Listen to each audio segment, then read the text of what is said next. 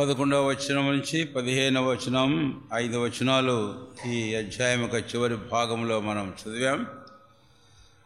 ముందుగా క్లుప్తంగా ఈ 5 వచనాల్లో కొన్ని ధ్యానం కొరగైన సంగతులు మీరు గమనించాలని మీకు మనవి చేస్తున్నాం. 11వ వచనంలో ధవలమైన మహాసింహాసనమును అన్న మాటను మనం చూస్తాం. కనుక ధవల సింహాసనము ఇక్కడే మనకు వస్తుంది, ఇంతకుముందు మనం ఎక్కడ చూడం. అయితే సింహాసనం అనే మాట పలు పర్యాయాలు మనం చూస్తాము, కానీ ధవలమైన సింహాసనం అనే మాట ఇక్కడ మనం చూస్తాం. రెండవదిగా ఈ వచనంలోనే దాని యందు ఆసీనుడైన ఒకరిని సూచితిని అని. వాస్తవానికి ప్రకటన గ్రంథం 4-5 అధ్యాయాలలో సింహాసనం మధ్య ఆసీనుడైన ఒకరిని అని మనం చూస్తాం. అది ఈ సందర్భం కాదు. కాబట్టి సింహాసనం మీద ఆసీనుడైన ఒకడు అనేది మనం గమనించినట్లయితే ఈ ఒకడు ఎవరు? ఒకవేళ ఈ సింహాసనం తీర్పు కొరగని సింహాసనం కాబట్టి తీర్పు తీర్చు సర్వాధికారం తండ్రి తన కుమారునికి అనుగ్రహించున్నాడు. ఆ తర్వాత మరొక మాట చూస్తాం ఇక్కడ 20వ అధ్యాయము 12వ వచనం. మరియు గొప్పవారేమి కొద్దివారేమి మృతులైన వారందరూ ఆ సింహాసనం ఎదుట నిలబడి ఉండుట సూచితిని అని. కాబట్టి ఇక్కడ సింహాసనం ఎదుట నిలవబడి ఉన్నవారిని చూస్తాం. మూడవదిగా కనుక ఈ ధవల సింహాసనం ఎదుట నిలవబడి ఉన్నవారు అని. నిలవబడి ఉన్నవారు అని మనం అంటే అది ఏం చూపిస్తూ ఉంది అని. ప్రకటన గ్రంథం 5వ అధ్యాయంలో కూడా గొర్రెపిల్ల వధింపబడినట్లుండిన గొర్రెపిల్ల నిలిచి ఉండుట నేను చూచితిని అన్నాడు భక్తుడు యోహాను. అది మన ప్రభు అయిన యేసుక్రీస్తు వారి యొక్క పునరుత్థానాన్ని మనకు చూపిస్తుంది. కాబట్టి ఇక్కడ సింహాసనం ఎదుట నిలబడి ఉన్నవారు అన్నప్పుడు వీరందరూ పునరుత్థానమైనటువంటి వారు అని మనకు ఖచ్చితంగా అర్థమవుతూ ఉంది అని. కనుక ఈ పునరుత్థానం ఏమిటి అనేది మనం చూస్తే ఇదే 20వ అధ్యాయము మనము 5వ వచనంలో గమనించినప్పుడు ఆ 1000 సంవత్సరములు గడిచే వరకు కడమ మృతులు బ్రతకలేదు. ఇదే మొదటి పునరుత్థానం. కాబట్టి ఈ సింహాసనం ఎటు ఉన్నవారు ఎవరు అనంటే కడమ మృతులు. వీళ్ళందరూ పాపులుగా జన్మించడమే కాదు, పాపులుగా మరణించిన వారు.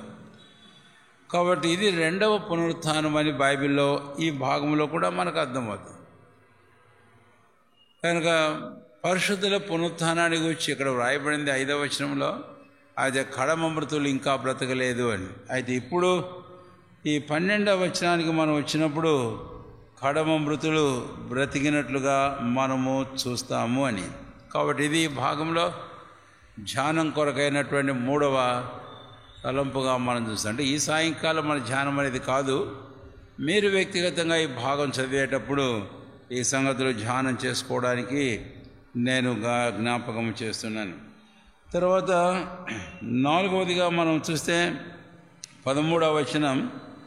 సముద్రము తనలో ఉన్న మృతులను అప్పగించెను, మరణమును పాతాళలోకమును వాటి వశమున్న మృతులను అప్పగించెను, వారిలో ప్రతివాడు తన క్రియల చొప్పున తీర్పు పొందెను అనేది ఇక్కడ మనం చూస్తాం. ఇక్కడ 2 మాటలు మనం గమనిస్తాం. మరణమును పాతాళలోకమును. కాబట్టి మరణము పాతాళలోకము ఈ 2 ఏంటివి అనేది మనం ఇక్కడ కాస్త అర్థం చేసుకోవడం ఎంతైనా అవసరం. మరణము అని అన్నప్పుడు ఒక వ్యక్తి మరణిస్తే తన భౌతిక కాయాన్ని మనం ఎలాగైతే సమాధి చేస్తామో, కాబట్టి మృతి నొందిన వారు సమాధి చేయబడతారో మనకు తెలుసు అని. కనుక సమాధి అనేటప్పటికీ అక్కడ చనిపోయిన వారిని కూర్చిన జ్ఞాపకం మనకు కలుగుతూ ఉంది అని. మరణించకుండా ఎవరిని సమాధి చేయం. కాబట్టి ఇక్కడ మరణము అనేది ఒక వ్యక్తి చనిపోయిన తర్వాత తన శరీరాన్ని సమాధిలో మనం ఉంచుతాం. మనకు తెలుసు, తెస్సలోనికీయులకు రాసిన మొదటి పత్రిక 4వ అధ్యాయంలో కూడాను విశ్వాసుల గురించి, క్రీస్తునందుండి మృతులైన వారిని గురించి కూడా మనం గమనించినప్పుడు ప్రభువైన యేసుక్రీస్తు వారు రాకడలో పునరుత్థానం ఉంటుంది అని అన్నప్పుడు సమాధులు తెరవబడతాయి. అప్పుడు పరిశుద్ధుల శరీరములు అనే మాట మనం ఎరుగుదాం. మన ప్రభువైన యేసుక్రీస్తు వారు శిలలో చనిపోయినప్పుడు కూడాను సమాధులు తెరవబడ్డాయి అనే మాట మనం చూస్తాం. అంటే ఈ మరణము అనేది సమాధిలో శరీరాన్ని గూర్చిన జ్ఞాపకం మనకు వస్తుంది. శరీరము గూర్చిన జ్ఞాపకం. కాబట్టి గ్రేవ్ ఎలాగైతే సమాధి ఒక వ్యక్తి చనిపోయిన తర్వాత తన దేహాన్ని తనలో ఉంచుకుంటుందో ఆ సంగతి ఇక్కడ మనం జ్ఞాపకం చేయబడుతున్నాం. అయితే సమాధులు తెరవబడడం అనేది పునరుత్థానాన్ని మనకు చూపిస్తూ ఉంది అని. సరే, అది ఎలాగ మనసులో ఉంచుకోండి. అదే వచనంలో మరొక పదానికి వెళితే మరణమును పాతాళ లోకమును అనే మాట. పాతాళ లోకం ఏమిటి? మనకు తెలుసు, లూకా సువార్త 16వ అధ్యాయంలో ధనవంతుడు చనిపోయి పాతిపెట్టబడ్డాడు. అతడు పాతాళమును కొనిపోబడి అక్కడ యాతన పడుచు ఉన్నాడు అని. మరి ఇంకా పునరుత్థానమే జరగలేదే, మరి వీడు అక్కడ యాతన పడేది ఏమిటి? తన శరీరం కాదు యాతన పడేది, అక్కడ తన ఆత్మయాతన పడుతున్నట్లు మనకు అర్థమవుతుంది అని. ఎందుకంటే పునరుత్థానం లేకుండా మనము ఈ శరీరం అనేది నరకంలో వేయబడమో లేక ఇంకేదో జరగదు. సరే, ఇప్పుడు మరణము పాతాళ లోకము అన్నప్పుడు ఈ పాతాళ లోకం ఏమిటి అని అంటే అది మరణించిన వారి ఆత్మలను తనలో ఉంచుకున్నది అని. మరణము అంటే సమాధి, శరీరమును తనలో ఉంచుకున్నది. తర్వాత పాతాళం అంటే వారు చనిపోయిన తర్వాత పాతాళమును కొనిపోబడ్డారు. మన దేశ ప్రకటన గ్రంథం 5వ అధ్యాయంలో, క్షమించండి 6వ అధ్యాయము 9-10 వచనాలలో అక్కడ హతసాక్షులు మరణించిన వారిని గురించి మనం గమనిస్తాము.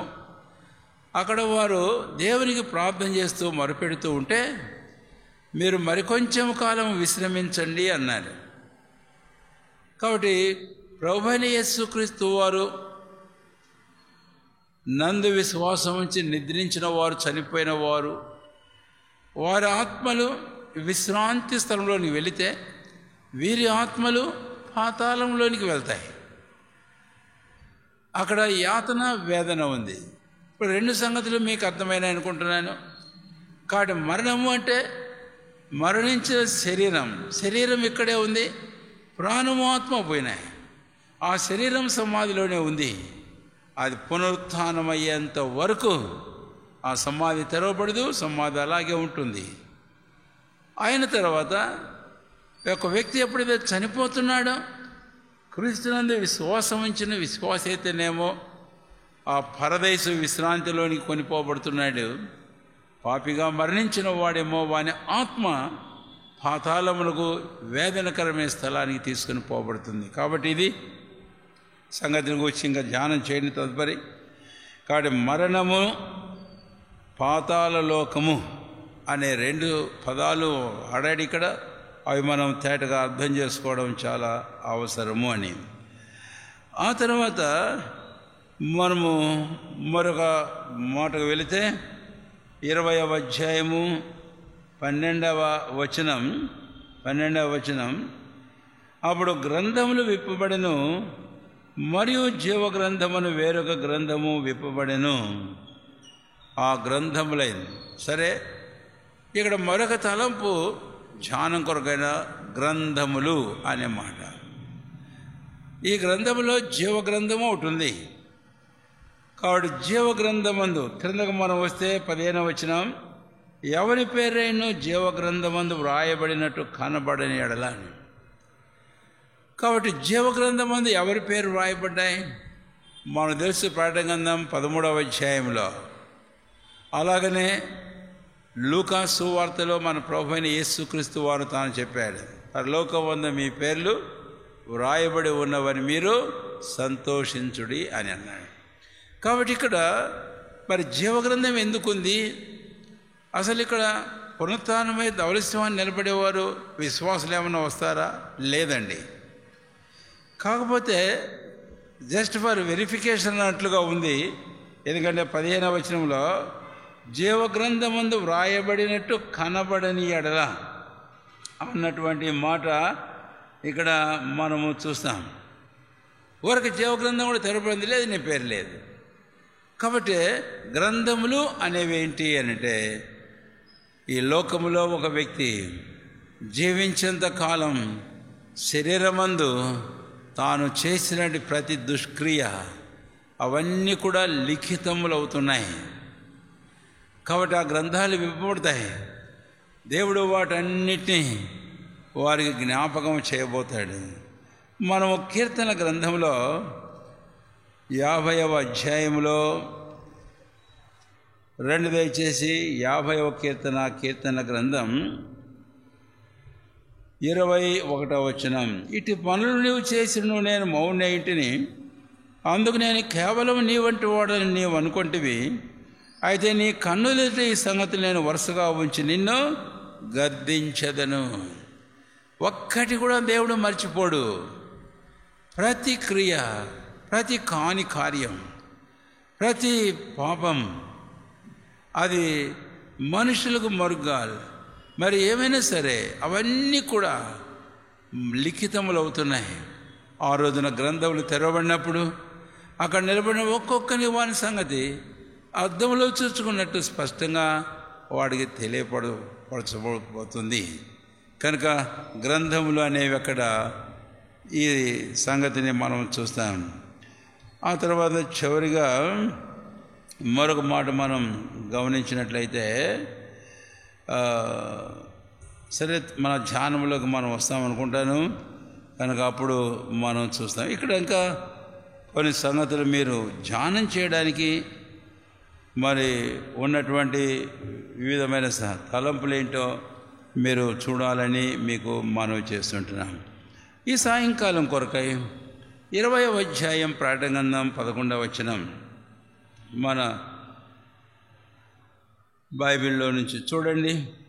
మరియు ధవలమైన మహాసింహాసనమును దాని యందు ఆశ్రయుడైన ఒకరిని చూచితిని. భూమి ఆకాశములు ఆయన సముఖము నుండి పారిపోయిను, వాటి నిలువ చోటు కనబడకపోయాను అని. ఇక్కడ మరియు ధవలమైన సింహాసనం, అసలు ఏం జరుగుతోంది ఈ ధవల సింహాసనము దగ్గర అనేది ఒక్కసారి మనం ఆ దృశ్యాన్ని అలాగా మన మనసులో ఆలోచించినట్లయితే, ఈ కన్నులతో కాదు ఆ మనోనేత్రములతో మనం వీక్షించినట్లయితే ఇక్కడ జరిగే సంగతి ఏంటి అంటే తీర్పు జరుగుతూ ఉంది అన్న ఒక మాట చెబుతాం. తీర్పు జరుగుతోంది అని.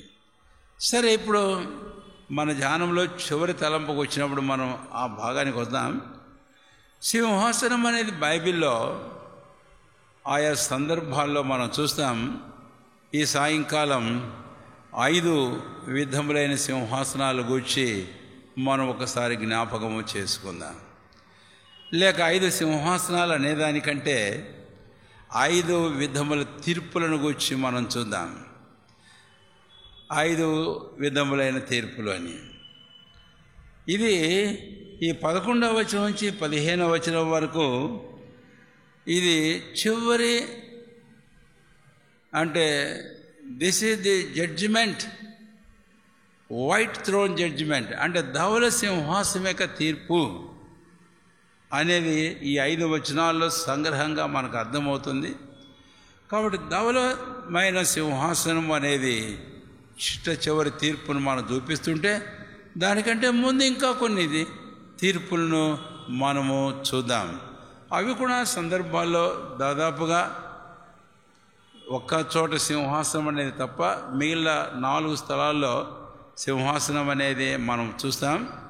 కాబట్టి ఈ సింహాసనం ఇన్ రిలేషన్ టు జడ్జిమెంట్ అంతే, తీర్పు అన్నది సంబంధంగా ఈ సింహాసనం తీర్పుకు సంబంధంగా మనము చూద్దాం. కానీ మొదటి తలంపులో ఒకవేళ అది మీకు కనపడకపోవచ్చు. రండి దయచేసి యోహాను సువార్త 5వ అధ్యాయం 24వ వచనం. యోహాను సువార్త 5వ అధ్యాయం 24వ వచనం. నా మాట విని నన్ను పంపిన వారి విశ్వాసముంచువాడు నిత్యజీవం కలవాడు. వాడు తీర్పులోనికి రాక మరణంలో నుండి జీవంలోనికి దాటి ఉన్నాడని మీతో నిశ్చయముగా చెప్పుచున్నాను అని. ఇక్కడ మనం చూస్తాం దేవుని వాక్యములో వాడు తీర్పులోనికి రాడు అని. ఇప్పుడు ఈ తీర్పు ఎవరిది అనే విషయానికన్నా మనం వస్తే, అసలు వాస్తవంగా లోకంలో ఉండే మనుషులందరికీ ఒక తీర్పు విధించబడింది అని మనం ఎరుగుదాం. పౌలప్పస్తులు హెబ్రీయులకు రాసిన పత్రిక 9వ అధ్యాయం 27వ వచనంలో మనుషులందరూ ఒకసారి మృతి పొందవలనని ఆ తర్వాత తీర్పు జరుగును అని అన్నాడు. అసలు ఎందుకని తీర్పు వచ్చింది అంటే, మానవుడు తన పాపను బట్టి మానవుని మీద తీర్పు అనేది ఉంది అని, ఒక తీర్పు తన మీద ఉంది అని మనకు తెలుసు. హెబ్రీ పత్రిక 9వ అధ్యాయం 15-16 వచనాలకు మనం వచ్చినప్పుడు ఆ తీర్పును గురించి మాట్లాడుతూ పౌలు అపొస్తలుడు ధర్మశాస్త్రం అంటే వ్రాసిన వాని మరణం అక్కడ అవశ్యం, ఆయన మరణిస్తేనే కానీ అది చెల్లుబాటు కాదు అని. కాబట్టి the sentence of death is upon every man, every person. ప్రతి లోకంలో జన్మించిన ప్రతి ఒక్కరి మీద ఈ మరణ శాసనం అనేది, తీర్పు అనేది ఉంది అని. అయితే ఇప్పుడు యోహాను సువార్త 5:24లో చెప్పినట్లు వాడు తీర్పులోనికి రాడు. వాడెవడు? ఇప్పుడు అందరూ తీర్పులోనికి వస్తారంటుంటే రానివాడు ఎవడు రానివాడు అంటే, ఎవడైతే ప్రభువైన యేసుక్రీస్తు విశ్వాసం ఉంచుతాడో వాడు రాడు.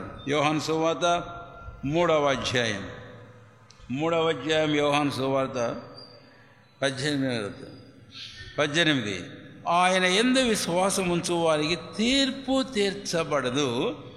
విశ్వసింపని వాడు దేవుని అద్వితీయ కుమారునామందు విశ్వాసం ఉంచలేదు గనుక వానికి ఇంతకు మునిపే తీర్పు ఆ క్రింద భాగాన్ని మనమే విశేషంగా వెళ్ళం, కానీ అయితే ఆ పై భాగమునే మనం గమనించినప్పుడు ఆయన యందు విశ్వాసం ఉంచు వానికి తీర్పు తీర్చబడదు. కాబట్టి యోహాను సువార్త 5:24లో ఈ మాటనే మనం చూస్తాం. వాడు తీర్పులోనికి రాక అని అన్నటువంటి వాడు ఎవడంటే, ఎవడు ప్రభువైన యేసుక్రీస్తు విశ్వాసం ఉంచాడో వాడికి తీర్పులోనికి రాడు అని. సరే, ఇది ఎలాగా సాధ్యమైంది?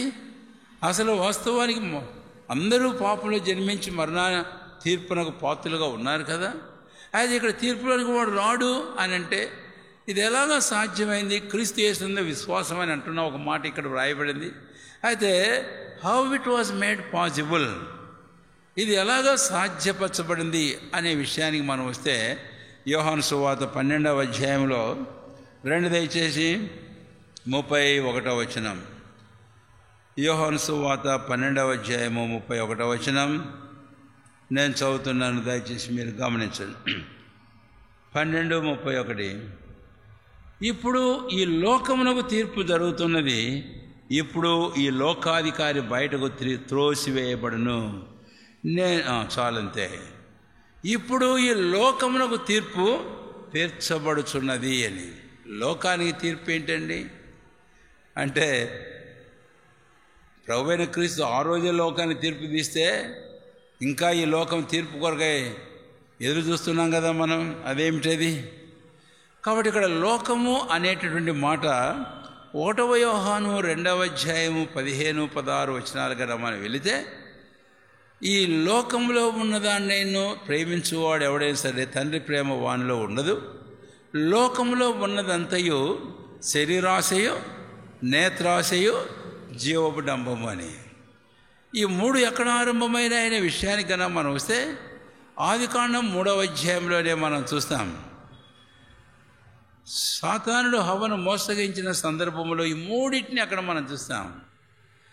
అంటే చూపునకు రమ్యమైంది నేత్రాశ, తింటే ఆహారానికి మంచిది శరీరాశ, దేవతల వంటి వారు అవుతారు జీవపు డంబం. కాబట్టి ఇది లోకమంటే. ఇది ఆరంభమైంది ఆదికాండం 3వ అధ్యాయంలోనే మనం చూస్తాం హవ్వ ఆదాముల్లో. అయితే ఒక సమయం వచ్చింది, తండ్రి అయిన దేవుడు తన కుమారుడైన ప్రభువైన క్రీస్తుని లోకాన్ని పంపించినప్పుడు శరీర అవతారంతో పౌలు అపొస్తలుడు ఆ సంగతిని గురించి మాట్లాడుతూ రోమీయులకు రాసిన పత్రిక 8వ అధ్యాయము 3వ వచనంలో ఈ చక్కని మాట ఉంటారు. 3, 4 వచనాలు కలిసి ఉన్నాయి. శరీరమును అనుసరింపగా ఆత్మను అనుసరించే నడుచుకుని మన యందు ధర్మశాస్త్ర సంబంధమైన నీతి విధి నెరవేర్చబడవలని పాప పరిహారము నిమిత్తం దేవుడు తన సొంత కుమారుని పాప శరీరాకారంతో పంపి ఆయన శరీరమందు పాపమునకు శిక్ష విధించాను. బాగా చివరి మాట జాగ్రత్తగా, ఆయన శరీరమందు పాపమునకు శిక్ష విధించాను. ఇది యోహాను సువార్త 12:31. కాబట్టి ప్రభువైన క్రీస్తు యేసు వారు సెలవులో ఆయన చనిపోయినప్పుడు ఆయన శరీరమందు మన పాపములకు వచ్చే శిక్షను తీర్పును ఆయన శరీరంలో పొంది ఉన్నాడు. ఆ సందర్భాన్ని గురించి ఆ మాట మాట్లాడాడు యేసయ్య. ఇప్పుడు పౌలు అపొస్తలుడు స్పష్టంగానే అంటాడు 8వ అధ్యాయం 3, 4 వచనాలలో. ఇక్కడ ఇంగ్లీష్లో ఒక మాట ఒక పదం బాగా వాడాడు. శిక్ష విధించును అన్నదానికి హీ హాజ్ కండెమ్డ్ సిన్.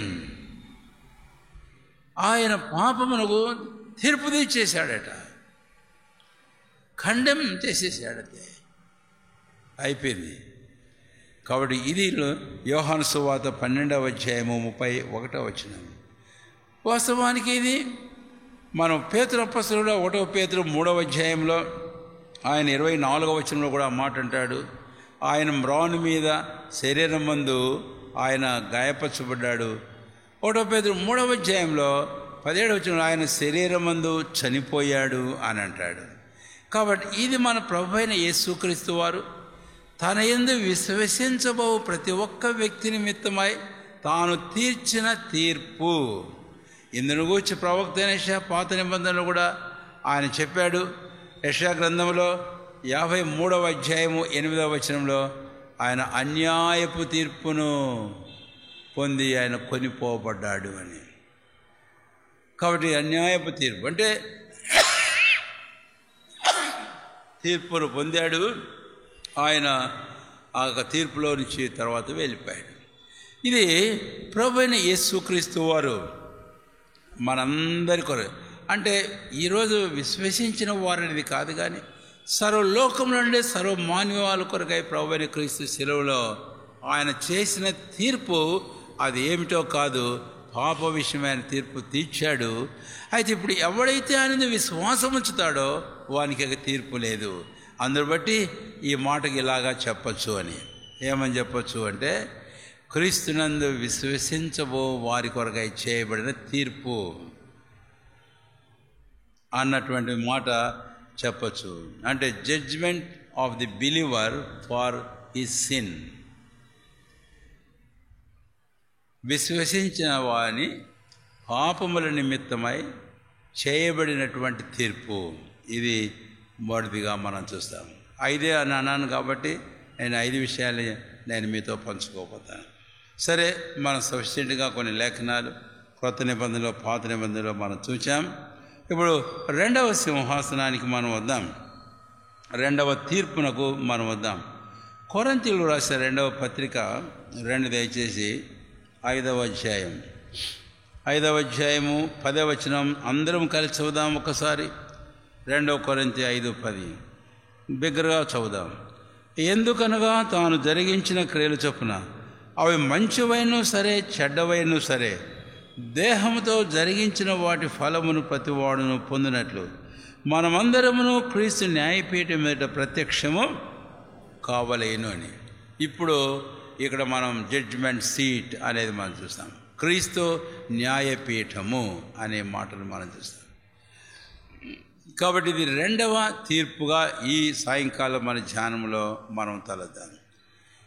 ఈ తీర్పు ఎవరికి అనే విషయానికి కన్నా మనం వస్తే, అదేమో విశ్వసించిన ఒక వ్యక్తి పాపం నిమిత్తమైన తీర్పు, అంటే judgement for the believer for his sin అనేది చెప్పుకున్నాం.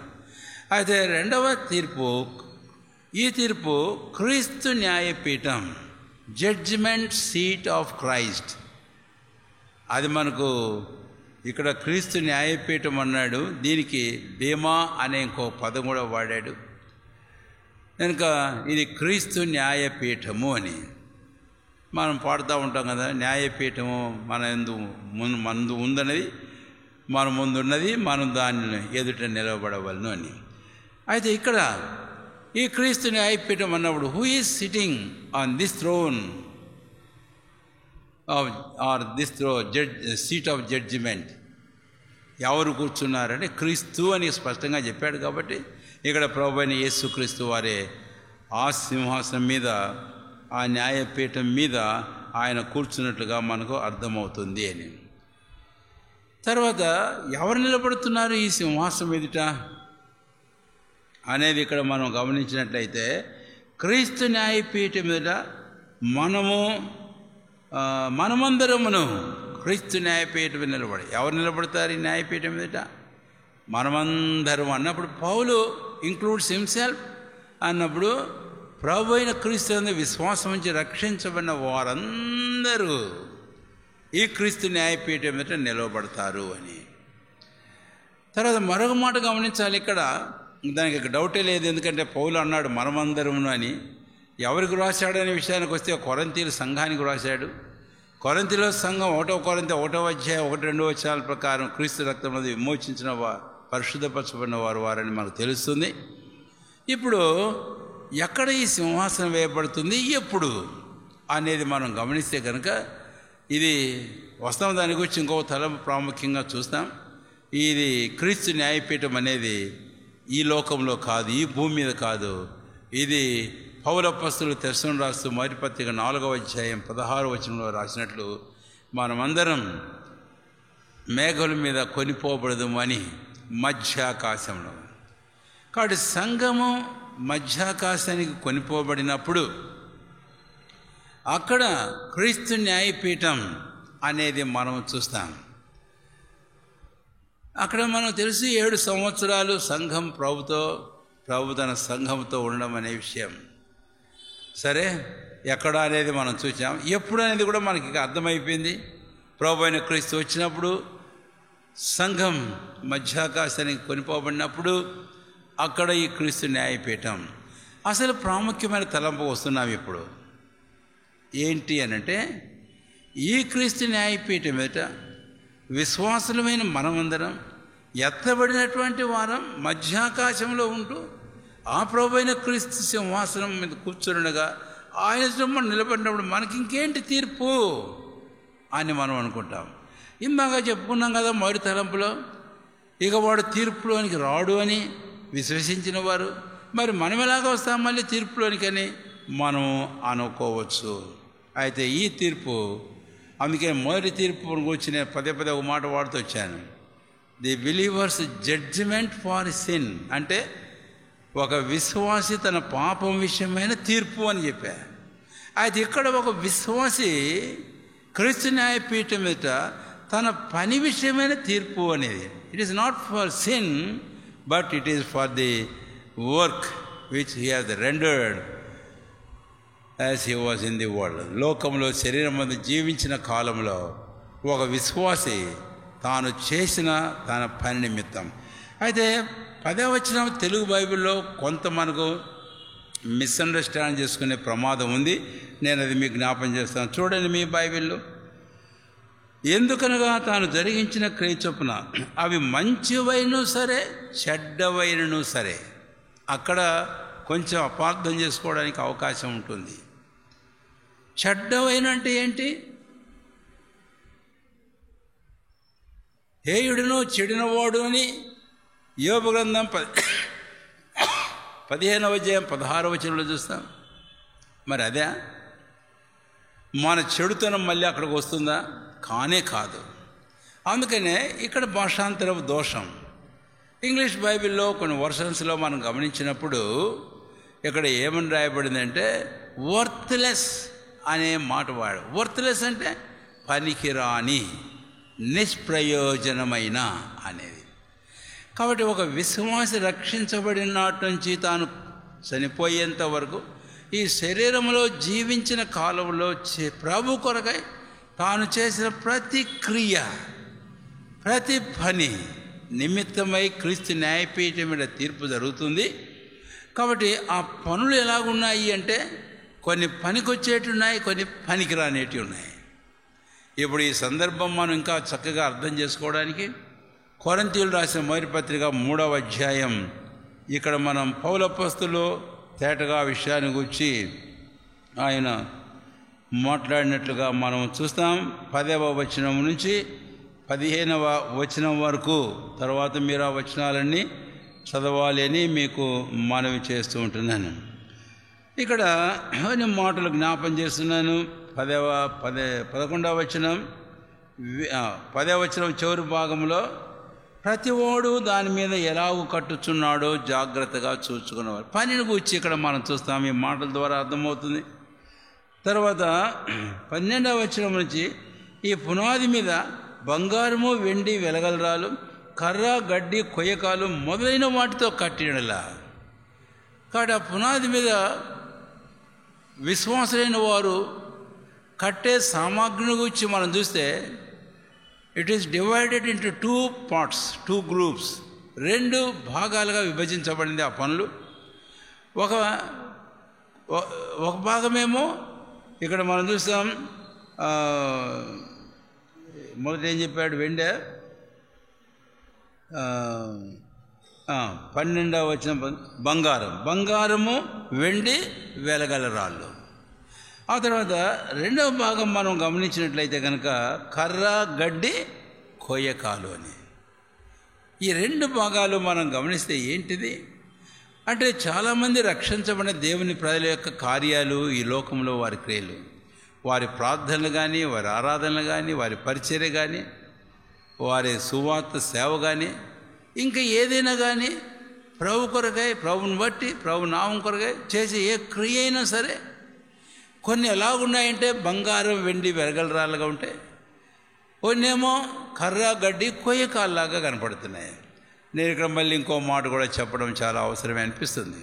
ఏమిటి అది అంటే బంగారము, వెండి, వెలగలరాళ్ళు చాలా లిమిటెడ్గా, పరిమాణములో చాలా తక్కువగా కనపడుతుంది. పరిమాణములో తక్కువగా కనపడుతుంది సైజ్.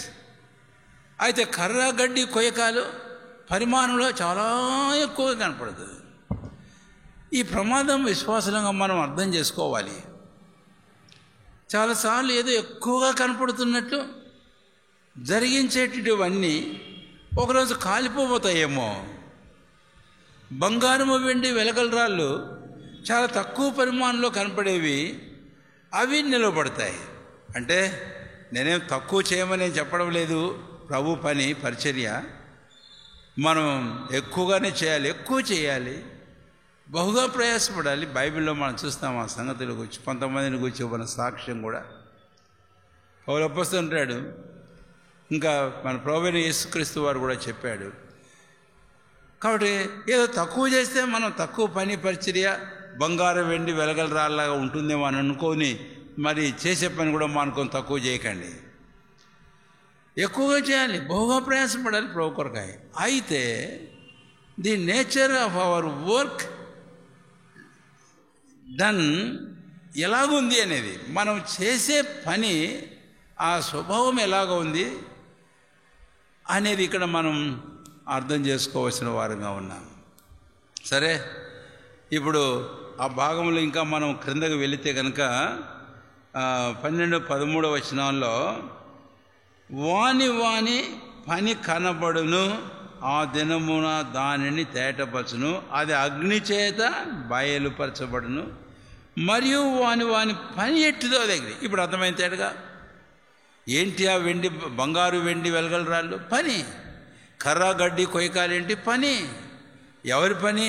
విశ్వాసులేక పని. అయితే ఈ పనులు అక్కడికి వచ్చినప్పుడు అక్కడ పరీక్ష, జడ్జిమెంట్ అనేది మనం చూస్తాం, తీర్పు. కనుక ఆ తీర్పు, ఈ గ్రంథాలు ఏమి లేవు అక్కడ ఇప్పడానికి, నువ్వు అది చేసావు ఇది చేసావు అని చెప్పడానికి. ప్రభు అగ్ని అనుమతిస్తాడంటే అంతే. అగ్ని అనుమతిస్తే బంగారము వెండి వెలగలాలు నిలబడతాయి. నిలబడమే కాదు, ఇంకా ఈ లోకంలో మనం చేసింది మనకు ఒకవేళ ఇంకా కొంతమందికి అదేదో చాలా తక్కువగా, స్వల్పంగా, లేకపోతే తక్కువ విలువతో కనపడినప్పటికీ అక్కడికి పోయిన తర్వాత ఆ పని క్రీస్తు న్యాయపీఠం మీద అగ్ని అనుమతించబడినప్పుడు మరి బంగారు వెండి వెలగలరాలు ఎలాగ మెరుగుపెట్టబడతాయో అట్లా మన పని పరిచర్య అక్కడ కనపడుతుంది. అది నిలవబడుతుంది అనేది చాలా ప్రాముఖ్యమైన మాట. That will remain. అయితే కర్రగడ్డి కొయ్యకాలు ఉందే, ఇవి నిలబడవు, అగ్ని చేత కాల్చివేయబడతాయి. కాబట్టి ఇక్కడ ప్రశ్నించుకోవాల్సిన చాలా ప్రాముఖ్యమైన మాట, ఈ లోకంలో రక్షించబడిన దేవుని బిడ్డగా నేను ఎలాగా పనిచేస్తున్నాను? అసలు ముందు నా ప్రభు కొరకై పని కలిగి ఉన్నానా? నేను పని చేస్తున్నానా? అలాగైతే నేను చేసే పని ఎలాగుంది? ప్రభువైన క్రీస్తు రాకడలో ఆ దినమున బంగారం వెండి వెలగలరాలుగా అగ్ని పరీక్షకు అనుమతించబడినప్పుడు నిశ్చయంగా ఇవి నిలబడతాయా, లేకపోతే కర్ర గడ్డి కొయ్యి కాలువలు కాలిపోబోతుందా? ఎలాగుండబోతుంది? ప్రతి విశ్వాసి కూడా తన హృదయంలో తన్ను గూర్చి, శరీరమందుండి తాను చేసే తన పనిని గూర్చి ప్రశ్నించుకోవాల్సిన అతి ప్రాముఖ్యమైన మాట. ఈ లోకం ఏం పెద్ద ఇదేం కాదు, క్రీస్తు న్యాయపీఠం ఉంది అసలు సంగతి.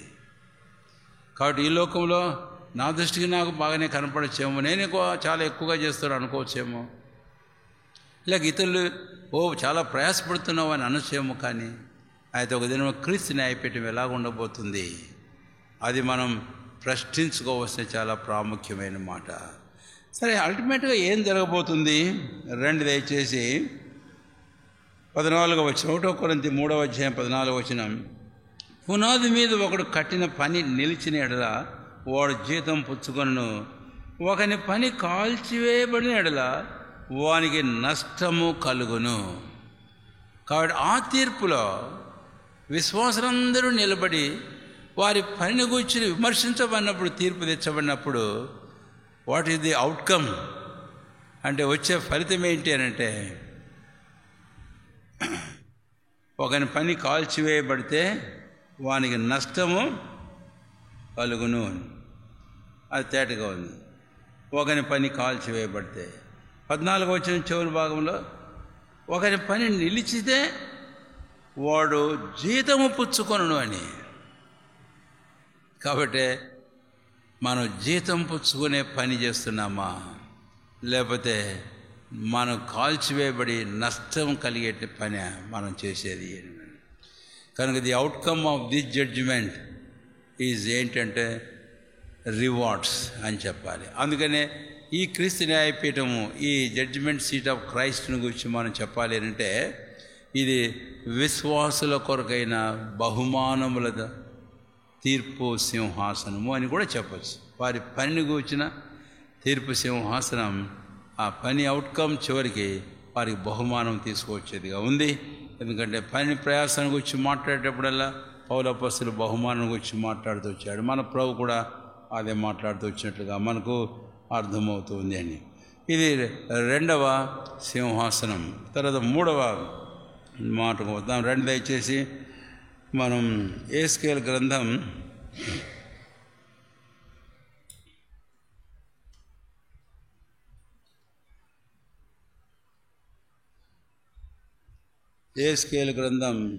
22వ అధ్యాయం. ఇక్కడ కూడా మనం అన్ని వచనాలు మనం చూడం, కానీ అదే భాగం మీరు గుర్తుంచుకోవాలని మీకు మనం చేస్తున్నాను. 17వ వచనం నుంచి 22వ వచనం వరకు. యెహెజ్కేలు 22వ అధ్యాయము 17 నుంచి 22వ వచనం వరకు అని. ఇక్కడ మనము 19వ వచనానికైనా వస్తే, కావున ప్రభువైన యెహోవా సెలవిచ్చినదేమనగా, మీరందరూ మస్టు వంటి వారైతిరి. నేను మిమ్మును యెరూషలేము మధ్యను పోగు చేసేదను. ఒకడు వెండియో ఇత్తడియో ఇనుమును సీసమును తగరమును పోగు చేసి కొలిమిలో వేసి దాని మీద అగ్ని ఊది కరిగించినట్లు 20 నా కోపము చేతను రౌద్రం చేతను మిమ్మను పోగు చేసి అక్కడ మిమ్మను కరిగింతును. నిశ్చయముగా మీరు దానిలో కరిగిపోవుదురు. కొలిమిలో వెండి కరుగునట్లు మీరు దానిలో కరిగిపోవుదురు. ఈ మాటలు మనం చూస్తాం. ఎవరిని గురించి మాట్లాడుతున్నాడు ఇది? నరపుతుడా ఇశ్రాయేలీలు అని అన్నాడు 18వ వచనంలో. రెండవది, ఇశ్రాయేలు ఎలాగున్నారు? వారు నా దృష్టికి మస్టు వంటి వారైరి అనేది మనం చూస్తాం. కొలిమిలో ఇత్తడియు తగరమును ఇనుమును సీసమునైరి అని అంటాడు. వారు వెండి మస్టు వంటి వారైరి. ఇదంతా ఇశ్రాయేలీయుల యొక్క అవిధేయత, వారి యొక్క తిరుగుబాటు, వారి యొక్క పాపమును జ్ఞాపకం చేసే మాటలుగా మనం అర్థం చేసుకోగలుగుతాం తేటగానే. విలాప వాక్యంలో కూడా మనం చూస్తాం. ప్రవక్త అయిన యిర్మీయా విలాప ప్రవక్త ఆ సంగతిని గురించి అంటాడు, మీరు బొగ్గు వంటి వారయ్యారే, మీ వెండి మస్టాయినే. కాబట్టి ఇది ఇశ్రాయేలు యొక్క అపవిత్రమైన పాపభూయిష్టమైన ప్రభువైన దేవుని మీద, వారి సృష్టికర్త అయిన ప్రభువైన దేవుని మీద వారు చేసే తిరుగుబాటు, ఆయన విరోధంగా వారు చేసిన ప్రతి దుష్క్రియ, ఇవన్నీ మనకు జ్ఞాపకం చేస్తుంది. అయితే ప్రభువైన దేవుడు వారిని గురించి ఏమన్నాడు అనే సంగతులు ఇక్కడ మనం గమనించినట్లయితే కనుక,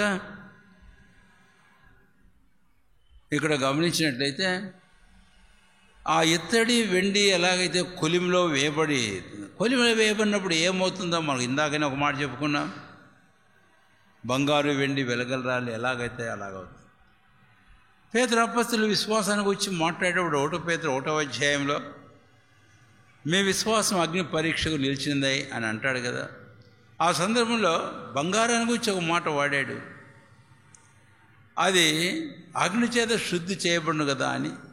కాబట్టి ఇక్కడ పరిశుద్ధులైన ప్రభువైన దేవుడు ఈ అపవిత్రులైన ఇశ్రాయేలీయులు వారిని పరిశుద్ధపరిచేటటువంటి దినం ఇది.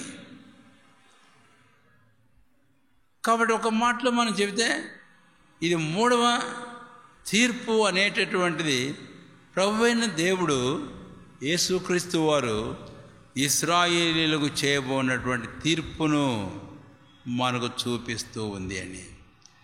ఇది ఎప్పుడు అనే విషయానికన్నా మనం వస్తే, సంఘమేమో మధ్యాకాశంలో ఉంటే క్రీస్తు విరోధి పరిపాలన 7 సంవత్సరాలు. ఏ రోజు సంఘం ఎత్తబడుతుందో క్రీస్తు విరోధి బయలుపరచబడతాడు. ఆ రోజు నుంచి 7 సంవత్సరాలు క్రీస్తు విరోధి పరిపాలన. మనం చాలాసార్లు ఇవన్నీ ధ్యానం చేస్తూ వచ్చిన సందర్భం ఈ ఆతలంపు. కాబట్టి ఆ 7 సంవత్సరాల కాలంలో ప్రభువైన దేవుడు ఇశ్రాయేలీయులను పోగు చేస్తూ వారి దేశంలో వారికి తీర్పు ఇచ్చినప్పుడు వారు పరిశుద్ధపరచబడడం అనే సందర్భం ఇక్కడ మనం చూస్తున్నాం. కాబట్టి 3వ తీర్పు ఇది ప్రభువైన దేవుడు తన ప్రజలైన ఇశ్రాయేలుకు ఆయన చేయనటువంటి తీర్పు అని మనం యిర్మీయా గ్రంథంలో కూడా ఈ సంగతిని గురించి మనం చూద్దాం. ఒక భాగం 30వ అధ్యాయము 2 దయచేసి. ఇక్కడ కూడా 4 నుంచి 7 వచనాలు మీరు జ్ఞాపకం ఉంచుకోవాలని నేను కోరుతున్నాను. 30వ అధ్యాయం 4 నుంచి 7 వచనాలు. కానీ 7వ వచనం, అయ్యో ఎంత భయంకరమైన దినం, అటు దినం మరొకటి రాదు, అది యాకోబు సంతతి వారికి ఆపద తెచ్చు దినం, ఆయనను వారు దానిలో పడకుండా రక్షింపబడుదురు అని. కాబట్టి ఇశ్రాయేలీయులను 7 సంవత్సరాల్లో ప్రభువైన దేవుడు పోగు చేసి వారి పాపను బట్టి వారికి తీర్పు ఇచ్చినప్పుడు ఇలాగా వారిని మస్టును తొలగించి వారి మీద శుద్ధ జలం చల్లి, ఇంకా అనేక లేఖన భాగాలు మీరు చూడండి తదుపరి, వారిని పవిత్రపరిచేది. ప్రవక్త అయిన జకర్యా కూడా 12వ అధ్యాయం జకర్యా గ్రంథం చివరి వచనాలు విశేషంగా 13వ అధ్యాయం 1వ వచనం 2వ వచనం, ఆ దినమున ఇశ్రాయేలు కొరకైన ఒక ఊట తీయబడుతుందంట. ఆ ఊట తీయబడినప్పుడు ఏం జరుగుతుంది అంటే వారి పాపదోషములన్నీ పరిహరించబడతాయి. ఆ సందర్భం తర్వాత చూడండి, పౌలు అపోస్తలులకు రోమీయులకు రాస్తూ 11వ అధ్యాయంలో ఇశ్రాయేలు రక్షణ గురించి మాట్లాడుతూ వస్తాడు. కనుక ఈ సందర్భం, ఈ తీర్పులో మనం చూస్తాం. కాబట్టి ఇది ఏ తీర్పు అంటే ఇది ప్రభు అయిన దేవుడు ఇశ్రాయేలుకు చేయబోన్నటువంటి తీర్పు అనేది ఇక్కడ. ఆ తీర్పు కాలం క్రీస్తు విరోధి పరిపాలనలోని 7 సంవత్సరాల కాలము అనేది. సంఘం మధ్యాకాశంలో ఉంటే ఇక్కడ యెరూషలేములో, ఈ భూ సంబంధమైన యెరూషలేము వారి దేశంలో ఇశ్రాయేలు దేవుడు పోగు చేసి వారి మీద ఇలాగ అగ్ని ఊది ఈ శ్రమలు, పరీక్ష, పరిశోధనలు అనేకం తెచ్చి వారికి తీర్పు చేయబోతూ ఉన్నాడు. ఇది 3వ తీర్పు. తర్వాత 4వ తీర్పు మనం వద్దాం. ఈ సందర్భం దానియేలు కూడా చెప్పాడు. ఎందుకంటే 12వ అధ్యాయం 1వ వచనంలో ఆపద్దినాన్ని గురించి మాట్లాడాడు. కాబట్టి యెహెజ్కేలు, యిర్మీయా, దానియేలు కాబట్టి ఈ విషయాన్ని గురించి బహు స్పష్టంగా మాట్లాడారు. 4వ తీర్పుకు మనం వద్దాం. దయచేసి మత్తయి సువార్త 25వ అధ్యాయం. మత్తయి సువార్త 25వ అధ్యాయం. 25వ అధ్యాయము. ఇక్కడ కూడా ఇది ఇంకా పెద్ద భాగం 31వ వచనం నుంచి చివరి వరకు, దాదాపు 46 వచనం చివరి వచనం వరకు ఈ తీర్పును వచ్చిన సందర్భం మనం చూస్తాం. 31 చదువుతున్నాను, అందరం కలిసి చదువుకుందాం. 31, తన మహిమతో అందరం కలిసి బిగ్గరగా, తన మహిమతో మనుష్య కుమారుడు ఆయనతో కూడా సమస్త దూతలను వచ్చినప్పుడు ఆయన తన మహిమగల సింహాసనం మీద ఆసీనుడై ఉండును. 32వ వచనం కూడాను, అప్పుడు సమస్త జనములు ఆయనతో పోగు చేయబడదురు. గొలవాడు మేకల్లో ఉండి గొర్రెలను వేరుపరిచినట్లు ఆయన వారిని వేరుపరిచి.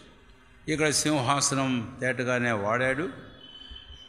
తన మహిమతో మనుష్య కుమారుడు ఆయనతో కూడా సమస్త దూతలు వచ్చినప్పుడు. ఏంటండి ఇది? మనుష్య కుమారుడు అంటే మనకు తేటగానే అర్థమవుతుంది. రెండవది, ఆయనతో కూడా సమస్త దూతలు అంటే వారెవరు దూతలు అనేది మనం గమనించినట్లయితే కనుక మనము దానియేలు గ్రంథంలో చూస్తాం 9వ అధ్యాయంలో. తర్వాత జకరియా గ్రంథంలో మనము చూస్తాం, అక్కడ కూడా ఆయన తన పరిశుద్ధులందరితో కూడా వచ్చునని. ఆ తర్వాత ప్రకటన గ్రంథం 19వ అధ్యాయంలో వారు ఇంకా తెల్లని గుర్రములకి మహాసైన్యం బయలుదేరారు.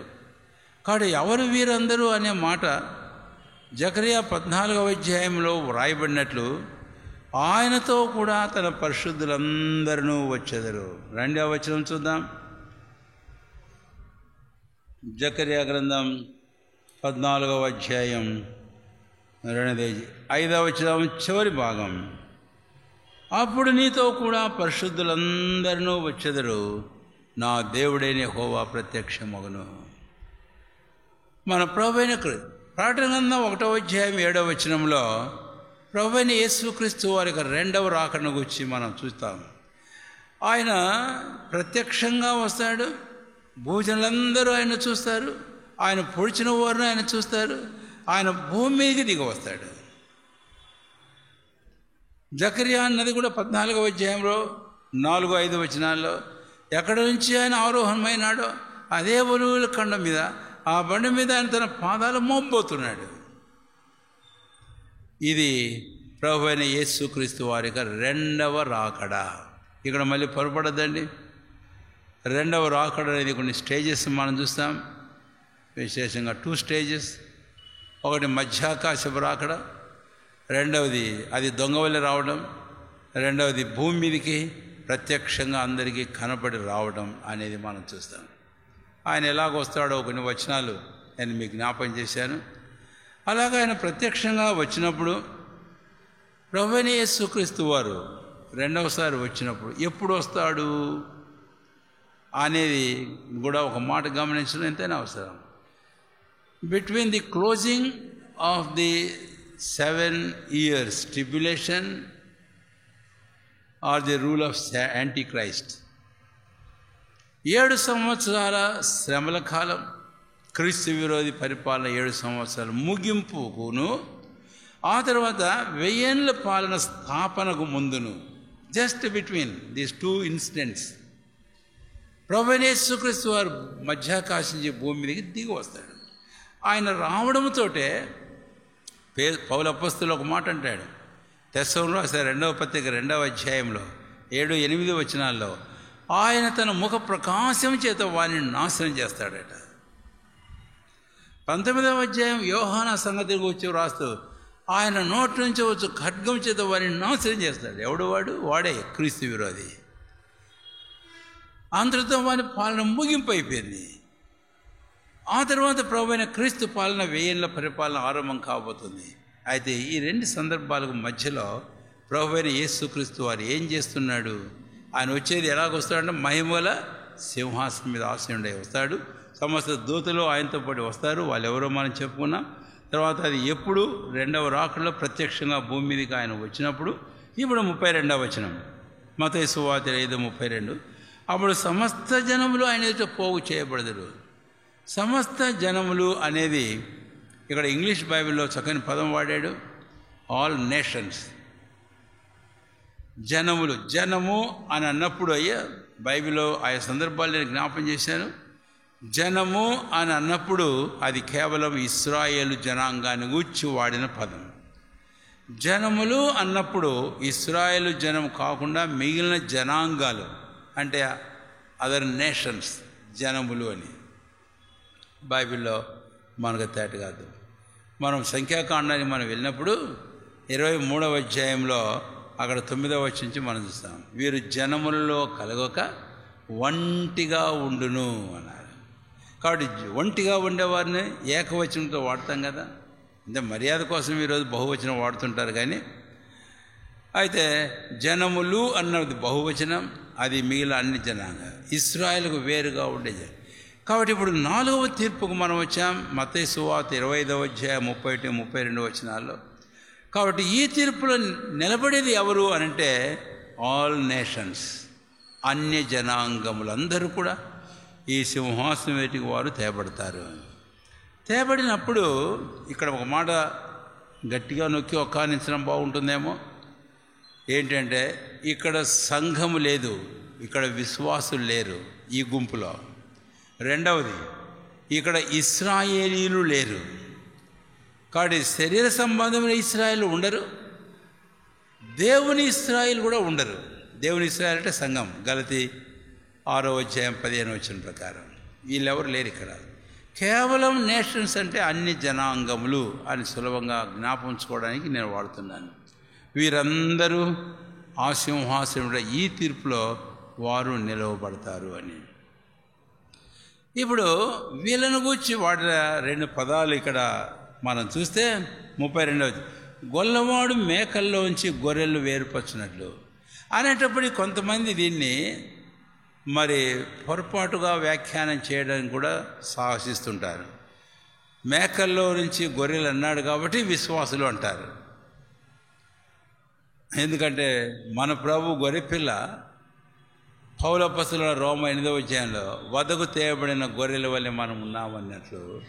కాబట్టి ఇది విశ్వాసులని కొంతమంది వ్యాఖ్యానం చేస్తున్నారు. కాదండి, ఇక్కడ జనములు అని అన్నాడంతే. ఆ జనముల్లో మేకలను గొర్రెలను వేరుపరిచినట్లు, వేరుపరిస్తే వాళ్ళల్లోనే కొంతమంది గొర్రెలు, వాళ్ళల్లోనే కొంతమంది మేకలు. అంతేగాని ఇక్కడ ఈ భౌతిక ఇశ్రాయేలు లేరు, అబ్రాహాము సంతానం, దేవుని ఇశ్రాయేలు లేరు, సంఘం. ఇక్కడ ఉండేది కేవలం అన్య జనాంగములు. కాబట్టి అది ఎప్పుడో ఏంటో ఈ సంగతి అంతా మనం చెప్పుకున్నాం. ఇప్పుడు వీరిని వేరు చేసేప్పుడు వారికి ఒక పేరు పెట్టబడింది. ఎడమ వైపున ఉన్న వారేమో మేకలు, కుడివైపున ఉన్న వారేమో గొర్రెలు అని. On what basis they are being judged? ఏ ఆధారం మీద అసలు ఇక్కడ what is the theme of this judgement? ఈ తీర్పుకు ముఖ్యాంశం ఏమిటి అనేది మనం గమనించినట్లయితే ఈ తీర్పు యొక్క ముఖ్యాంశము the treatment given by these people to the brethren of Christ who are Israel. అంటే యేసు ప్రభుని సోదరులైన ఇశ్రాయేల్ జనాంగానికి ఈ అన్ని జనాంగాలు వారు ఇచ్చినటువంటి పరామర్శ అన్నారు, ట్రీట్మెంట్, పరామర్శ, వారిని ఎలాగ పరామర్శించారు అనే విషయం చాలా చక్కగానే క్రింద అంతా చెప్పాడు ప్రభు.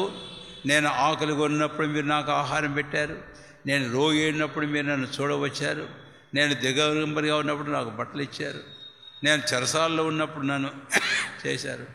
అంటే ఈ కుడివైపు ఉన్న వారితో ప్రభు ఆ మాట అంటుంటే వాళ్ళు అన్నారు, ప్రభు ఎప్పుడు నీవు ఇలాగ ఉండటం చూసి మేము నీకు ఇవన్నీ చేశాము అని అంటే, అప్పుడు యేసయ్య వారితో అంటాడు ఏమని, అల్పులైన నా సహోదరులు ఒకనికి మీరు చేశారు కాబట్టి ఎవరు చేసినట్టు, మీరు నాకు చేసినట్టే అన్నారు.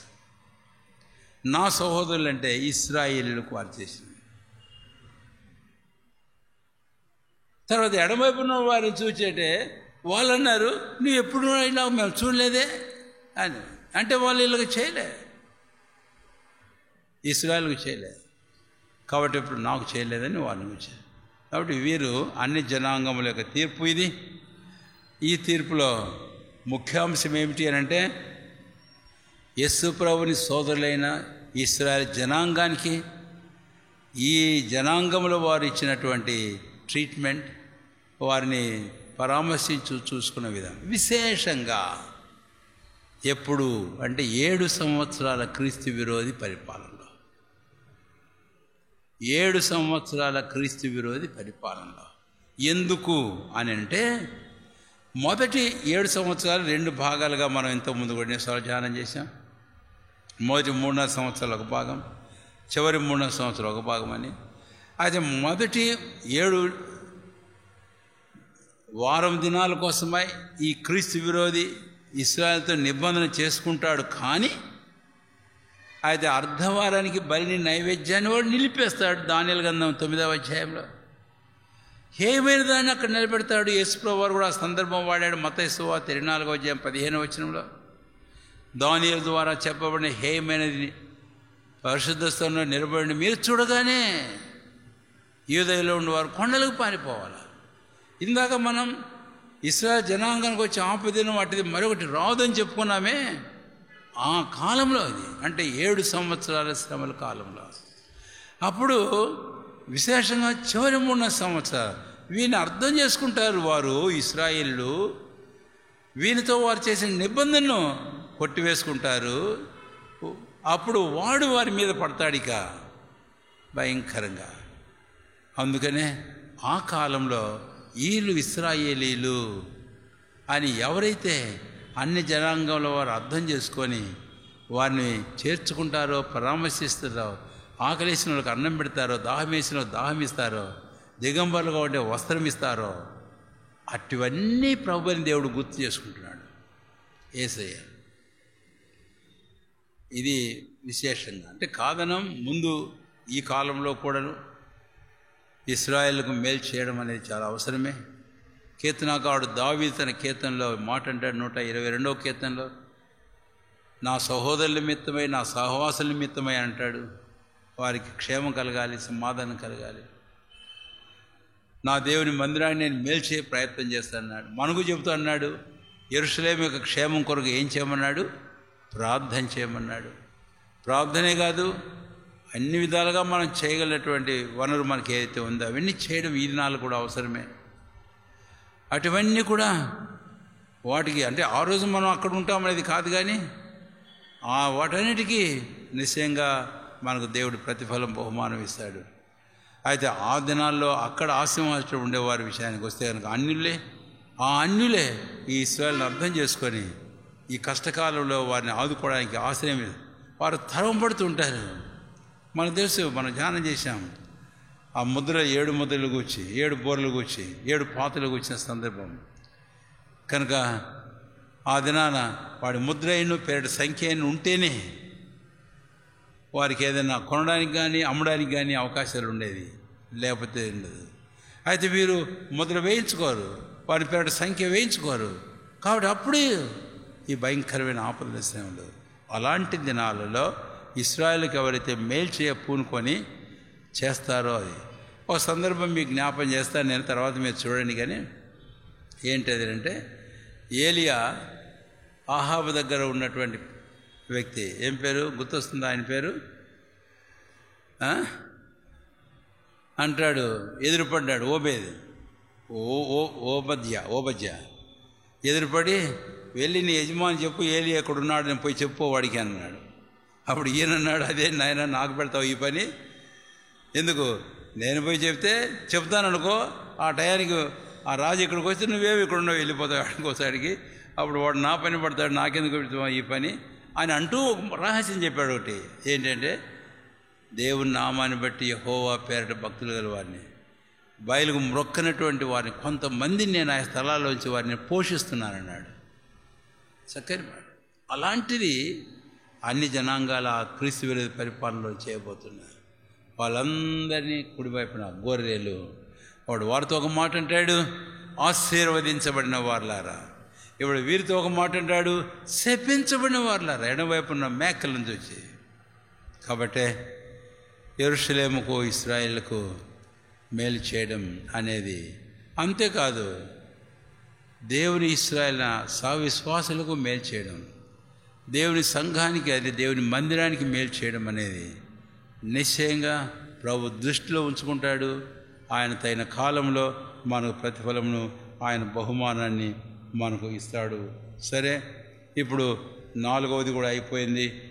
ఇది మహిమగల సింహాసనం, మనిషి కుమారుడు ఇది వచ్చినప్పుడు 2వ రాకల్లో అన్ని జనాంగాలకు చేయబోనటువంటి తీర్పు అనేది మనం చెప్పుకున్నాం. ఇక ముగింపుకు వస్తున్నాను. ప్రకటన గ్రంథం దయచేసి రండి, 20వ అధ్యాయం. ప్రకటన గ్రంథము 20వ అధ్యాయము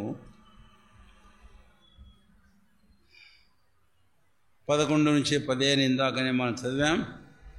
11వ వచనంలో, ధవలమైన మహాసింహాసనం, గ్రేట్ వైట్ థ్రోన్, ధవలమైన మహాసింహాసనం అనేది ఇక్కడ ఆసీనుడైన ఒకరిని గూర్చి ఇందాకనే మనం చెప్పుకున్నాం. అక్కడ నిలబడి ఉన్న వారిని గూర్చి ఇందాకనే ఒక మాట చెప్పుకున్నాం. వారు ఎవరు అంటే కడమ మృతులు. మనకు ఎట్లా అర్థమవుతుంది? ప్రకటన గ్రంథం 20వ అధ్యాయంలో 5వ వచనంలో కడమ మృతులు బ్రతకలేదన్నాడు.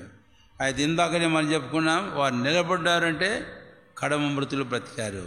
ఇదే ది లాస్ట్ రిజరెక్షన్, 2వ పునరుత్థానము లేక చివరి పునరుత్థానము అనేది మనం చెప్పుకున్నాం. కాబట్టి ఈ పునరుత్థానంలో పాలు పొందేవారు, వారికి ఒక చక్కని పేరే పెట్టాడు. ఈడ 12వ వచనం చివరి భాగంలో, 12వ వచనం చివరి భాగంలో, మృతులు తీర్పు పొందిరి. అంతే, మృతులు తీర్పు పొందిరి అంటే ఎఫెసీ 2వ అధ్యాయం 1వ వచనం ప్రకారం, మీరు మీ అపరాధముల చేతను పాపముల చేతను ఏమైన వారు, మీరు చచ్చిన వారు అని. అంతేకాదు యోహాను సువార్త 8వ అధ్యాయము 24వ వచనంలో యేసుప్రభువు ఒక మాట వాడాడు. యూదా జనాంగంతోనే మాట్లాడుతున్నాడు, నేను ఆయనని మీరు విశ్వసించనిడలా మీరు మీ పాపంలోనే ఉండి చచ్చిపోతారా అన్నాడు. కాబట్టి పాపాన్ని బట్టి ఆత్మీయంగా మనం చనిపోయినాం. అయితే శారీరకంగా పాపంలోనే ఉండి మనం చచ్చిపోతే మృతులమే. కాబట్టి కయ్యను మొదలుకొని చివరి వరకు ప్రభు అయిన క్రీస్తునందు విశ్వాసం ఉంచని ప్రతి వ్యక్తి, వాడు ఎవడైనా సరే, వాడెంతటి వాడైనా సరే, ఖచ్చితంగా ధవల సింహాసనానికి రావాల్సిందే. కాబట్టి ఆ మృతులు వారు, అందుకని ఇక్కడ వారిని గురించి ఇంకో మాట వాడడం బాగానే ఉంటుంది. వారు వికెడ్ పీపుల్, నాట్ రైచియస్. బైబిల్లో 2 పదాలు చాలా ప్రాముఖ్యమైనది. ఒకటి రైచియస్, రెండవది వికెడ్. కాబట్టి నీతిమంతులు, దుష్టులు. కాబట్టి ఈ సింహాసనం మీద నిలబడి ఉన్నటువంటి వారందరూ కూడా పాపాత్ములు, దుష్టులైనటువంటి ప్రజలు.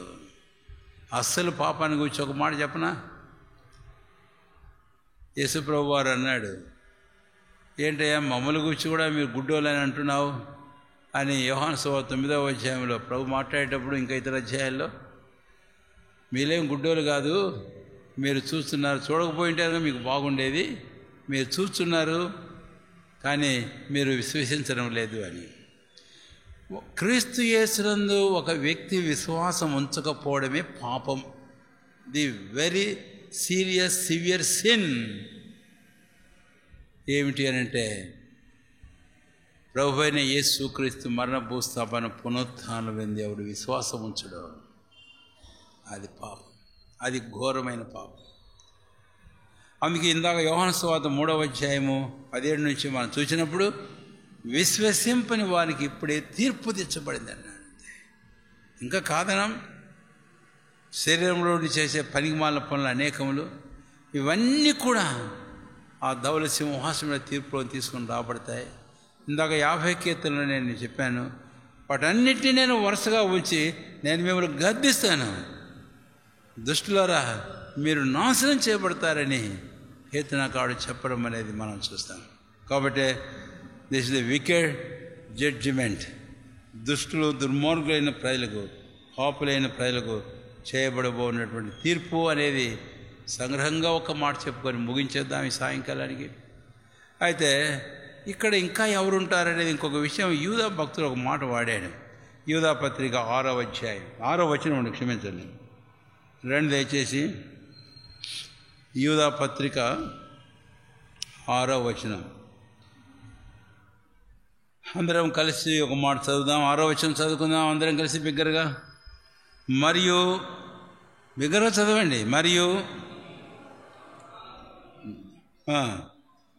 విడిచిన దేవదూతలను మహాదినమున జరుగు తీర్పు వరకు కటిక చీకటిలో నిత్యపాశములతో ఆయన బంధించి బద్ధం చేసి కాబట్టి తమ నివాస స్థలమును విడిచిన దేవదూతలు మహాదినమున జరుగు తీర్పు, మహాదినమున జరుగు తీర్పు ఇదే ప్రకటన గ్రంథం 20వ అధ్యాయంలో. ది గ్రేట్ వైట్ థ్రోన్, ధవలమైన మహాసింహాసనం. ఆ తీర్పులో ఇంకెవరు వస్తున్నారు అంటే not only the whole wicked people even from Cain to the end. ఇంక దాంట్లో ఎంతమంది ఉంటారు, ఎవరెవరు ఉంటారని మీరు ఆలోచించండి తర్వాత. అయితే మరి కిందకు వస్తే, ఇక్కడికి వస్తే 6వ వచనంలో తమ ప్రధానతో నిలుపుకోక తమ నివాసాలను విడిచిన దేవదూతలు అని. కనుక వీరిని గురించి యూదా రాశాడు. మనం ఇంకా అంతకంటే ఇప్పుడు విపులంగా ఏమో చూసుకోలేము. దేవదూతలు అని అన్నప్పుడు they are not the angels of Satan, వారు సాతాను దూతలు కారు. ఇక్కడ కూడా ఆ మాట వాడాడు, ఏమని దేవదూతలను అని వాడాడు. కాబట్టి సాతాను దూతలు గారు, వీరు దేవదూతలు. ఉన్నారు సాతాను దూతలు కొంతమంది. అయితే వీరు దేవదూతలు ప్రధానతో నిలుపుకోలేదట. అందుకని వారు భక్తుడు యూదా వారిని గురించి రాశాడు. ఏమని రాశాడంటే వారిని కటిక చీకటిలో నిత్యపాశములతో ఆయన బంధించి భద్రం చేశాడు. ఇప్పుడైతే వారు అలాగే ఉన్నారు, వారేమో నెమ్మదిగా ఏమి లేరు. ఒకవేళ ఈ సందర్భానికి వచ్చిన ఇంతకుముందు మాట్లాడింటాను అనుకుంటాను.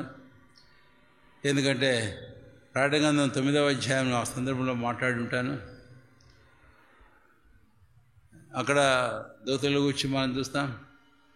ఆ ప్రకటన గ్రంథ ధ్యానంలో కొంతమంది దూతలను, ఇంకా ఇతర దూతలు కూడా చూసాం, కేటగిరీస్ ఆఫ్ ఏంజల్స్. ఇప్పుడు వారు ఎక్కడ బంధించబడ్డారు అనే విషయం 6వ వచనం చూస్తే కటిక చీకటిలో నిత్యపాశములతో ఆయన బంధించి భద్రం చేశారు. హిస్టారికల్గా కూడా ఇది ట్రూ అని చెప్పేసి శాస్త్రజ్ఞులు, జియాలజికల్ సైంటిస్ట్ కొంతమంది ప్రూవ్ చేశారు. ఆ విషయం నేను ఇంతకుముందు కూడా చెప్పున్నాను, గుర్తు నాకు. అటు వారు ఏదో తవ్వుతూ ఉంటే